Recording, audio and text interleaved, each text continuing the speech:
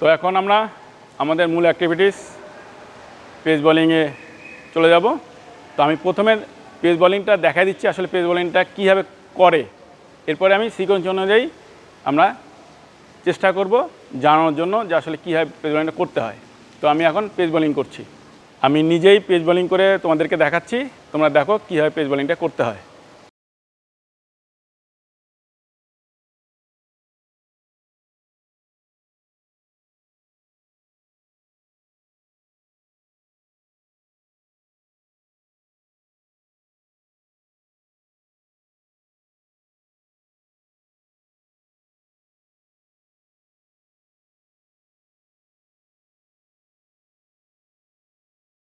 বন্ধুগণ, এতক্ষণ দেখলা কীভাবে পেস বল করে।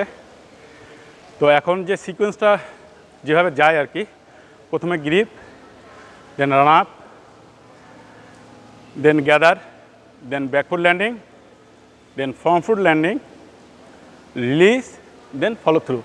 এই সিকোয়েন্সের মাধ্যমেই পেস বলটা করতে হয়। তো আমি এক এক করে এই জিনিসগুলোর টেকনিক সাইডগুলো তোমাদেরকে আলোচনা করছি। প্রথমে গ্রিপে আসি।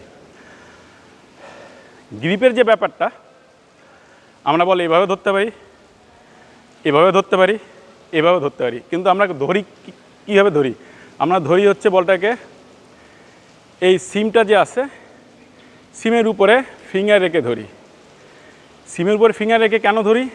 কারণ আমার যে দুই পাশে বলের যে স্মুথ সাইডটা আছে, এই দুই সাইডটা আমি ইউজ করতে পারবো সুইং হিসাবে। আমি যদি এভাবে ধরি, বল তো হবে কিন্তু সুইং হবে না। তো যে কারণে আমরা সিমে ধরবো, এটাকে বলছে সিম। তো কীভাবে ধরবো আমাদের বুঝার সাথে আমরা এই আঙুলটাকে বলবো বৃদ্ধা আঙুল অথবা থাম। এরপরে আমরা সহজে করার জন্য এটাকে প্রথম finger, second finger, third finger এবং ফোর্থ ফিঙ্গার এভাবে বললে তোমরা জিনিসটা বুঝতে পারবা। তো এখানে যে বলের যে সুতাটা দেখতে পাচ্ছ, দুটা পার্ট, এই পাশে সুতা, এই পাশে সুতা।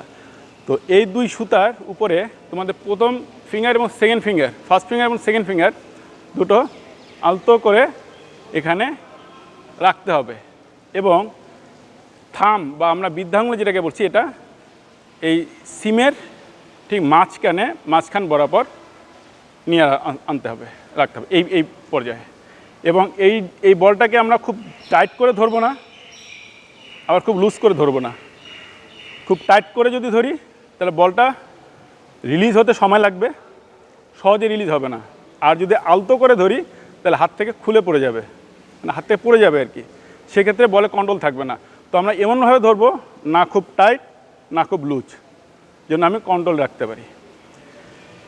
এরপরে আমরা যেটা করি, যখন আমরা পজিশন নেই বল করার জন্য, আমরা নর্মালি এটা করি। এটা করলে যেটা হবে, আমরা যদি আমাদের এই যে বলটাকে নিয়ে যদি আমরা এইভাবে ধরে থাকি রিস্টটাকে, তাহলে হবে কি আমাদের এখানে যেটা আছে এই ফোরাম মাসেলে এটা টেনশন তৈরি হবে, অর্থাৎ এই মাসেলগুলো টাইট হয়ে যাবে।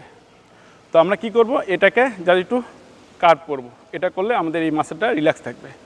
আমি যত রিল্যাক্সে বল নিয়ে দৌড়াতে পারবো তত আমার কন্ট্রোল থাকবে এবং ভালো বল করতে পারবো। এই হচ্ছে আমার বলের গ্রিপ।